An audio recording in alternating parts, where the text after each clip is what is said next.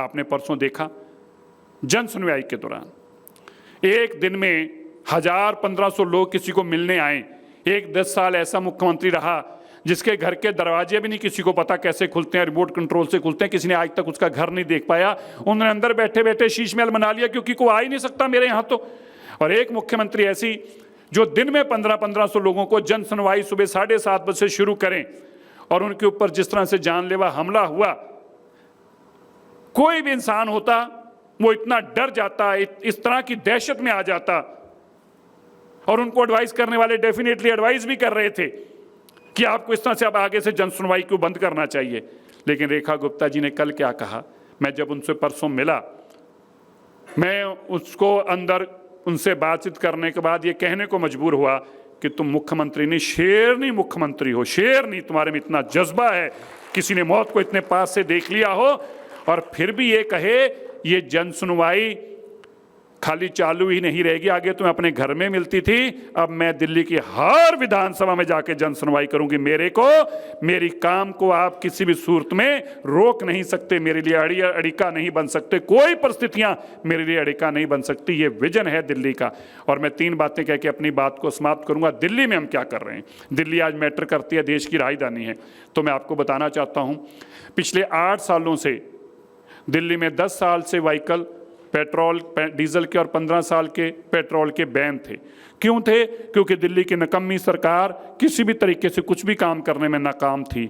हमने जाकर जब माननीय सुप्रीम कोर्ट को बताया हम क्या कुछ कर रहे हैं, हम क्या बदलाव लेके आए हैं दिल्ली में, किस तरह से पोल्यूशन कंट्रोल के हमने ये पैरामीटर सेट किए हैं, किससे निरंतर रोज पोल्यूशन नीचे आने में कामयाब हो रहा है, तो मुझे इस बात की खुशी है कि जब एनवायरमेंट मंत्रालय, जिसको मैं देखता हूँ, जब उन्होंने जाकर पिटीशन माननीय सुप्रीम कोर्ट के आगे लगाई, माननीय मुख्यमंत्री जी के आदेशों को चलते माननीय सुप्रीम कोर्ट ने भी तुरंत एक बार उस पर राहत दी और कहा हम सुनेंगे तब तक के लिए, जब तक हम केस सुनेंगे तब तक के लिए 10 साल की गाड़ियां पेट्रोल की भी, डीजल की और 15 साल की पेट्रोल की किसी भी तरह की एंड ऑफ लाइफ नहीं है, वो चल सकती हैं। हम पहले केस सुनेंगे, सच्चाई समझेंगे दिल्ली।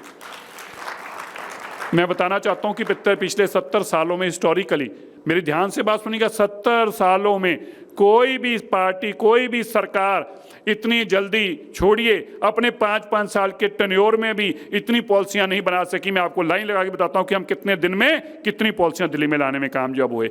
दिल्ली के अंदर जो पेड़ खतरनाक तरीका अपना लेते हैं उनको काटने के लिए कोई प्रोसेस नहीं था, कोर्टों कचहरियों में लोग उलझे पड़े थे और 10-10 साल से हमारे प्रोजेक्ट लकड़े पड़े थे।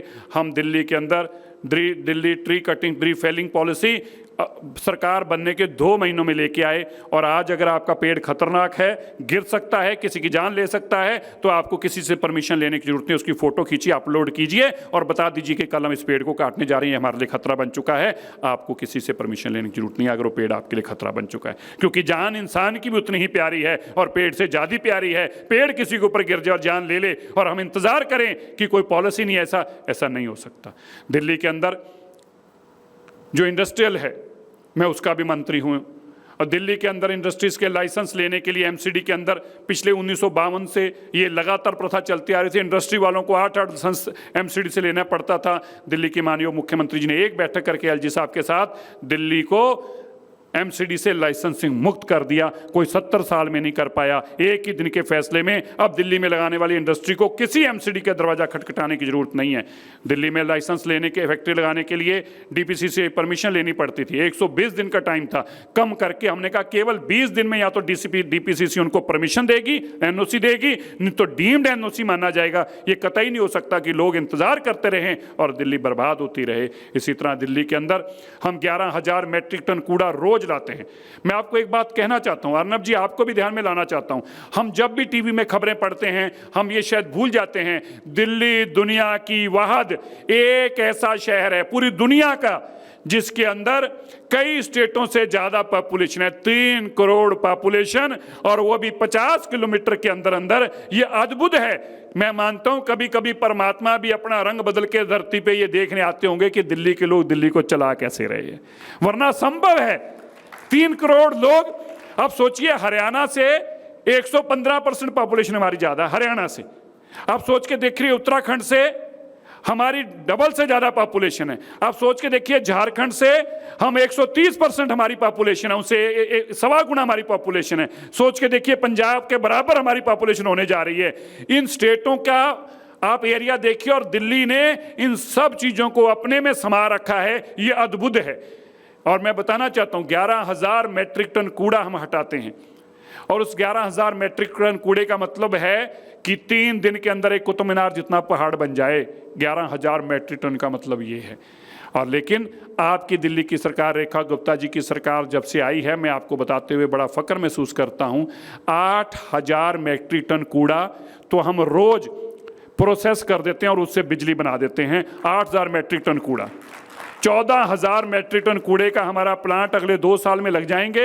उसके बाद दिल्ली और भी अगर पॉपुलेशन आ जाएगी, आज 11,000 मैट्रिक टन है, अगर 30% इंक्रीज होकर 14,000 मैट्रिक टन होगा, तो भी एक कूड़े का दाना भी दिल्ली में नहीं बचेगा। 100% प्रोसेस करेंगे। और जो लेगेसी है, जिसको आप कूड़े के पहाड़ देखते हैं बलासवा में, ओखला में, इन कूड़े के पहाड़ों को मुझे बताते हुए फक्र हो रहा है, हम अब तक 30% इन कूड़े के पहाड़ों को कम कर चुके हैं। अगले 2 साल के अंदर दिल्ली में, जैसे आप लोग डायनासोर देखने के आपको किस्मत वाले नहीं हैं, ऐसे आपके बच्चे भी इतने किस्मत वाले नहीं होंगे कि वो कूड़े के पहाड़ देख पाए। फोटो खींच के रख लेना, फोटो में उनको बताया करोगे। कंप्लीट कूड़े के पहाड़ दिल्ली से बाहर करने हैं। हम जो कहते हैं वो करने के लिए कहते हैं, केवल बोलने के लिए नहीं। यमुना जी के ऊपर इतनी तेजी से काम चल रहा है, आप पिछले आंकड़े पढ़िए। यमुना जी की जो सूवेज उसके अंदर जाता था, उसके अंदर हम बहुत कमी लाने में कामयाब हुए हैं। हम बहुत जल्दी यमुना जी के ऊपर वाटर फ्रंट बनाकर आप यमुना जी के ऊपर वॉक करने निकल सकें, इंडिया गेट को छोड़कर लोग यमुना जी को देखने आया करें, ये सपना भी हम जल्दी ही साकार करने जा रहे हैं। ये हमारे मुख्यमंत्री रेखा गुप्ता जी का विजन है। और मैं बताना चाहता हूँ, दिल्ली देश की राजधानी है। हम यह भी कानून दिल्ली में लाए हैं कि दिल्ली के बाजार रात से लेकर सुबह तक जब मर्जी दिल करे आप तब तक खोल सकते हो। किसी बाजार में अब ये परमिशन नहीं रहेगी कि 10 बजे के बाद नहीं। दिल्ली एक मॉडरेट भी सिटी है, एक स्टेट भी है, कॉस्मोपॉलिटन भी है, और पूरे देश को समाये हुए है। अब कोई रात को 11 बजे दुकान खोलना चाहिए, या सुबह 2 बजे खोलना चाहिए, या सुबह 5 बजे खोलना चाहे, हमने दिल्ली को इन सब कानूनों से मुक्त कर दिया है। आप जब तक चाहें तब तक खोल सकते हैं, और जब चाहें तब खोल सकते हैं। दिल्ली के अंदर पीने के पानी, ताली बजाइए जोर से, अच्छा लगा तो। दिल्ली के अंदर फीस को लेकर, स्कूल की फीस को लेकर बहुत बड़ा इशू रहता था। मनमर्जी की जाती थी, बच्चों को बाहर खड़ा कर दिया जाता था, बेइज्जत किया जाता था छोटे छोटे बच्चों को फीस ना होने के कारण। हम नया कानून लेके आए हैं, और उस कानून के तहत बच्चे को किसी भी सूरत में आप फीस के लिए दंडित नहीं कर सकते। और फीस बढ़ाने के भी जो पैमाने हैं वो हमने पेरेंट्स के हाथ में दे दिया कि पेरेंट्स की कमेटी बनेगी, फीस कमेटी, उसमें से 100% यूनैनिमस डिसीजन होगा। ये वोटिंग से डिसीजन नहीं होगा। जब तक 100% पेरेंट्स इस बात पे एग्री ना करें कि स्कूल को आज इतनी फीस बढ़ाने की जरूरत है, माँ बाप से पूछकर ही फीस बढ़ाई जा सकती है। और अगर आपने एक बार फीस बढ़ा दी तो अगले 3 साल तक माँ बाप से पूछ के भी नहीं बढ़ा सकते, उसी फीस में चलाना पड़ेगा। माँ बाप तय करेंगे फीस क्या होगी जिसमें उनके बच्चे पढ़ते हैं, अब स्कूल तय नहीं करेगा। ये देश के अंदर क्रांति वाला फैसला भी आपकी दिल्ली की मुख्यमंत्री रेखा गुप्ता लेकर आई। मैं आपका धन्यवाद करता हूं, आपने हमें ये प्लेटफॉर्म दिया है अपनी बात रखने के लिए। मैं आपको ये विश्वास दिलाता हूं, हर साल की तरह जो पोल्यूशन है वो आपकी जिंदगी के अंदर बहुत नुकसान पहुंचाने का काम कर रहा है। पिछले 10 सालों से आप हर बार सुनते थे हम क्लाउड सीडिंग कराएंगे, क्लाउड सीडिंग कराएंगे, घर बैठ के कहते थे, और फिर मोदी जी को गाली निकालनी शुरू कर देते थे। अर्नब जी, हम मात्र 100 दिन के अंदर 13 ऐसे देश के डिपार्टमेंट से क्लाउड सीडिंग की परमिशन लेकर एयरक्राफ्ट को तैयार करा लिया, उसको मॉडिफाइड एयरक्राफ्ट, उसकी परमिशन डीजीसीए से ले ली, सारा कुछ आईआईटी कानपुर के साथ पेमेंट करके एमओयू साइन कर लिया। और जैसे अगस्त की बरसातें खत्म होंगी, सितंबर के अंदर हम इसकी एक पहली ट्रायल करेंगे आउटर दिल्ली के अंदर, और फिर हम ये देखेंगे कि अगर नवंबर दिसंबर में ये जब फॉग बन जाती है, स्मॉग बन जाती है फॉग से, अगर तब जरूरत पड़ी तो आर्टिफिशियल बरसात करा के आपको राहत देने का काम भी दिल्ली की सरकार पहली बार करने जा रही है। ऐतिहासिक कदम है।